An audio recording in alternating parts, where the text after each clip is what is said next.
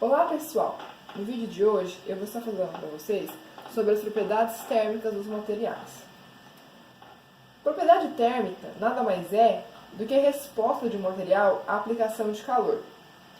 As principais propriedades são a capacidade calorífica, expansão térmica e a condução térmica, que são críticas para a utilização de certo material em uma aplicação. A aplicabilidade desses conceitos é diversa e vai desde a confecção de uma panela até ligação ao adesivo chip em um circuito integrado e em sensores, como os termopares. Nesse vídeo, então, eu vou estar falando sobre a condução térmica e seguindo eu vou falar sobre a condução térmica em 3 tipos de materiais, que são os metais, as cerâmicas e os polímeros. Bom, então, condução térmica é o fenômeno pelo qual o calor é transportado de regiões de alta temperatura para as de baixa temperatura em uma substância. Ela caracteriza, então, a habilidade de um material transferir calor. Então, em termos de equação, a gente pode dizer o seguinte, que aqui é o fluxo de calor, tá, no material, ele é igual a menos, já explico o porquê desse menos, K, esse K aqui, ele é a condutividade térmica, multiplicado então pela variação de temperatura em um eixo, no caso pode ser o eixo X, ele é o gradiente de temperatura através do meio de condução, certo? Bom, esse sinal negativo aqui, estava falando, ele indica que a direção do transporte de calor é da região mais quente para a mais fria. Então, aqui, as unidades de medida, vamos dizer, aqui, do fluxo de calor, ele é watts, ou joule por segundo, tá certo? Por metro quadrado. A nossa condutividade térmica, que ela é diferente de material para material, tá? É específica de material para material. Ela é watts por metro Kelvin. E então, a nossa temperatura é em Kelvin. E o nosso eixo aqui é em metro, certo? Isso aqui. Bom, essa equação aqui, ela só é válida para transporte de calor em regime estacionário. Isso quer dizer, então, que o fluxo ele não vai variar com o tempo, tá bom? Bom, o calor ele é transportado nos materiais sólidos por 2 modos diferentes. Um deles é através das vibrações da rede cristalina, os fônons, e por elétrons livres. Então, a gente vai ter aqui que esse K aqui, que ele é o nosso K total, tá certo? Então, o K total, ele é igual ao K devido à vibração da rede cristalina, mais ao K devido aos elétrons livres. Bom, essa primeira contribuição aqui, também chamada de reticular, tá? Porque é KR de reticular, ela se trata da vibração no interior do material, que produz uma onda, que por sua vez produz uma energia transitória, e essa energia transitória dá origem aos fótons. Simplificando, existe então um pacote de energia vibracional devido à variação de amplitude e frequência dos átomos, causado pela variação de temperatura. E sendo que esses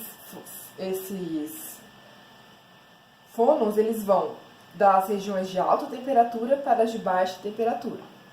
Essa segunda contribuição, que se dá devido aos elétrons livres em uma região, acontece devido a esses elétrons ganharem energia cinética, migrando então para as regiões mais frias.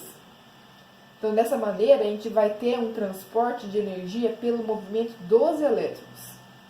Então, logicamente, que se nosso material tiver mais elétrons livres, maior vai ser a contribuição dada pela condutividade dos elétrons livres, maior então vai ser o nosso K total, tá certo? Então mais condutível o material vai ser.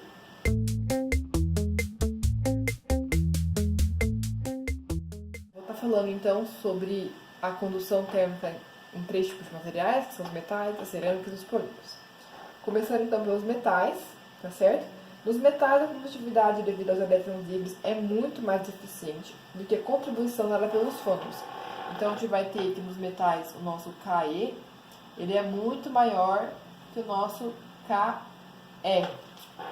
Isso porque os elétrons eles não são tão facilmente espalhados como os fôtons, além de possuírem velocidades elevadas.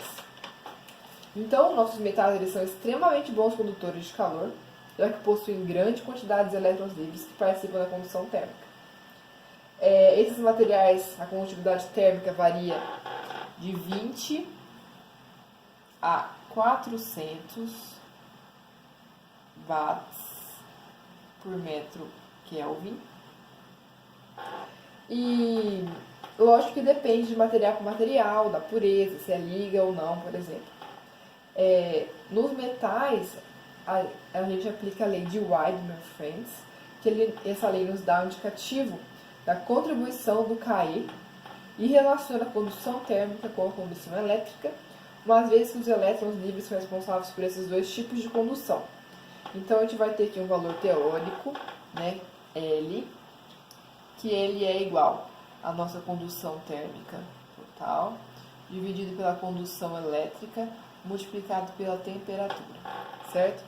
Bom, esse nosso valor teórico aqui, L, ele vai ser igual a 2,44 vezes 10 a menos 8. E a unidade de medida dele aqui é ohm, watts por Kelvin quadrado. Da condutividade térmica é Rho menos 1, tá certo? Temperatura é Kelvin e a condutividade térmica é watts por metro Kelvin. Bom, então, como a nossa contribuição devido aos elétrons livres é muito maior que a contribuição devido aos fônons, a gente vai ter então que a nossa condução total, né, vai ser basicamente o nosso o Ke.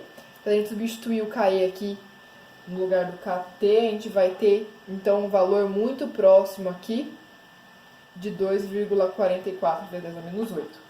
Lógico que vai ter algumas pequenas variações, né?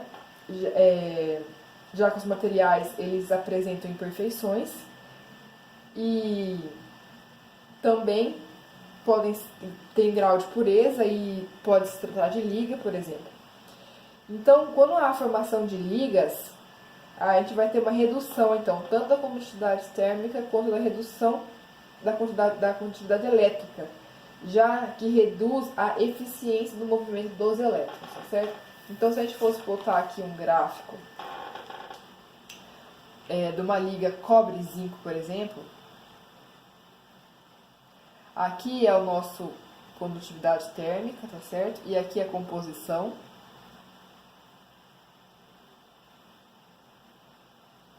De zinco, a porcentagem dela, tá? Em porcentagem, digamos assim.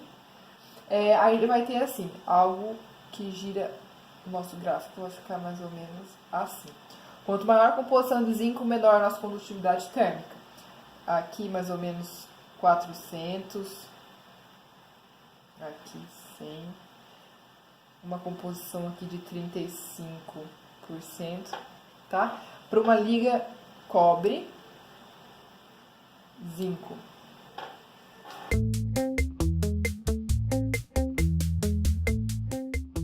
Então, as cerâmicas agora, diferentemente dos metais, os materiais cerâmicos, eles têm uma contribuição muito maior do Kr do que o do Ke. Isso porque eles são materiais não metálicos, então carecem de elétrons livres. A condutividade térmica desses materiais vai estar variando de 2 a 50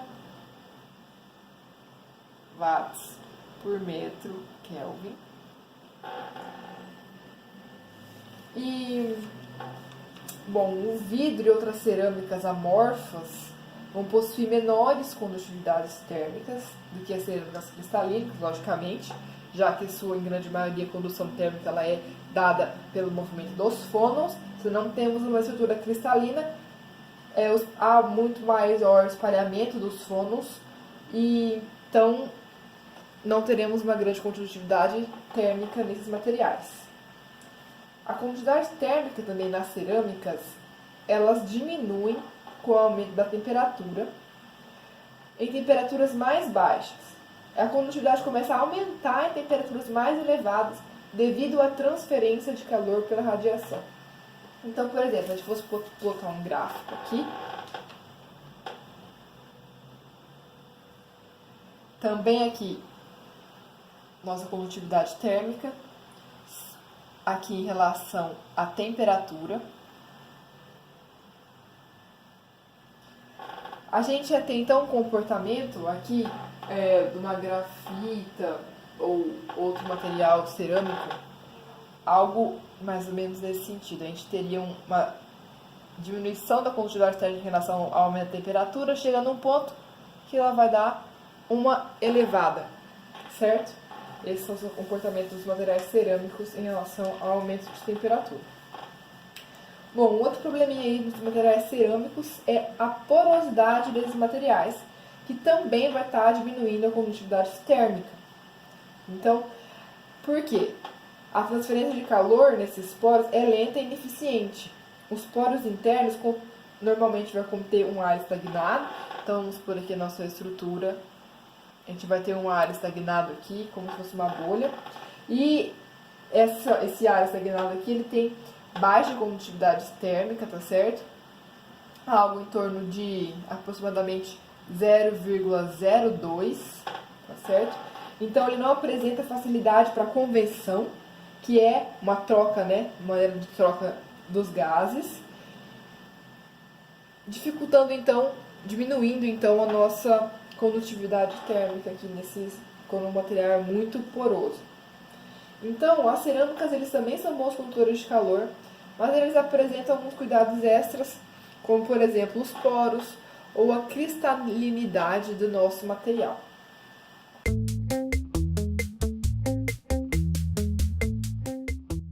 Então, os polímeros. Bom, os polímeros, eles não têm elétrons livres, então o nosso Ke aqui, ele é muito próximo de zero. Ele também não é cristalino, então o Kr também é próximo de zero. Então, isso quer dizer que os polímeros eles não são bons condutores térmicos, tá? Eles não têm elétrons livres, a capacidade de transmissão de vibração também é baixa. Então, a nossa condutividade térmica aqui nos polímeros é em torno, né, de 0,3 watts por metro Kelvin. E também tem a magnitude dessa condutividade térmica vai depender do grau de cristalinidade do polímero. Então, o polímero com uma estrutura altamente cristalina e ordenada vai apresentar uma condutividade maior do que o material amorfo equivalente. Isso acontece devido à vibração ordenada, né, dos átomos no estado cristalino. Então, os polímeros eles são materiais excelentes isolantes térmicos, tá certo? Bom, então, pessoal, eu falei um pouquinho para vocês aí sobre uma das propriedades térmicas dos materiais, que é a condução térmica, e passei aí alguns conceitos sobre a condução térmica em cada tipo de material, que são os metais, cerâmicos, os polímeros.